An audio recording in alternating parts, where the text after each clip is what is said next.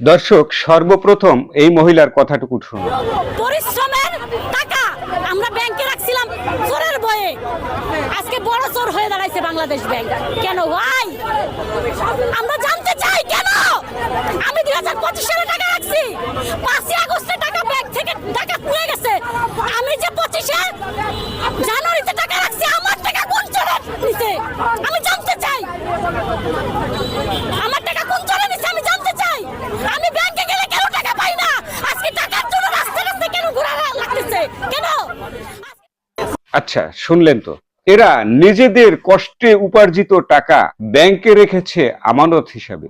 সামনে হচ্ছে ঈদ, ঈদের কেনাকাটার জন্য ব্যাংকে চেক নিয়ে যায় টাকার জন্য, তাদেরকে দূর দূর বলে তাড়িয়ে দেওয়া হয়, ব্যাংক থেকে টাকা দিতে পারছে না। এখন এই গ্রাহকরা কি করবে? অনুপায় হয়ে গিয়েছিল বাংলাদেশ ব্যাংকের সামনে নিজেদের টাকা ফেরত পাওয়ার জন্য বিক্ষোভ করে। এক পর্যায়ে গিয়ে প্রশাসন জলকামান দিয়ে এদেরকে ছত্রভঙ্গ করে দেয় এবং 2 জন গ্রাহককে আটক করে। আটকের পরে এই পুলিশ সদস্যের লোকেরা কি বলে হ্যান্ড মাইক দিয়ে একটু শুনুন।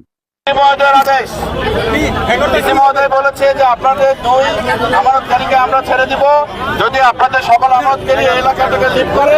এখানে বিক্ষোভকারীদের ভিতরে 2 জন গ্রাহককে আটক করা হয়েছে।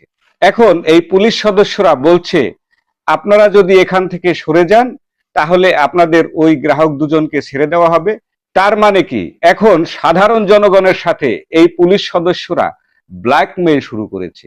বিগত দিনে আমরা জানতাম পুলিশ হচ্ছে জনগণের বন্ধু, জনগণের শান্তি শৃঙ্খলা বজায় রাখার জন্য, জনগণের জানমালের রক্ষার্থে এই পুলিশ। কিন্তু আজকে কি জানলাম, এরাও এখন জনগণের সাথে ব্ল্যাকমেইল শুরু করেছে, যেটা পূর্বের কোন সরকারের আমলে আমরা দেখিনি।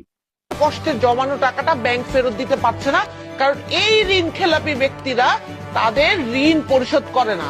তারা এই টাকা ঋণ নেয়, নিয়ে তারা বিলাসী জীবনযাপন করে, আবার সেই বিলাসীর টাকা দিয়ে নির্বাচন করে।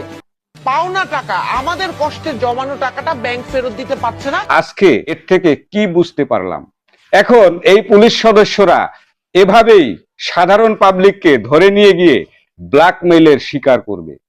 এখন এই সাধারণ নাগরিক যারা বিভিন্ন সমস্যায় জর্জরিত, তারা কারো কাছে নালিশ দিতে গেলে তাদেরকে করা হবে ব্ল্যাকমেইল, আর ব্ল্যাকমেইলের পরে মোটা অঙ্কের অর্থ দিয়ে তাদেরকে ফিরিয়ে আনতে হবে স্বাভাবিক জীবনে।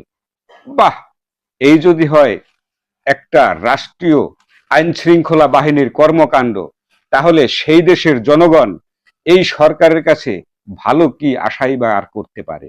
দর্শক, দেখতে থাকুন, হয়তো ভবিষ্যতে বাংলাদেশের এই সাধারণ জনগণের আরো বিভৎস স্মৃতি দেখতে হবে, সেটার অপেক্ষায়। সেই দিনগুলো হয়তো খুব শীঘ্রই আসছে আমাদের সামনে।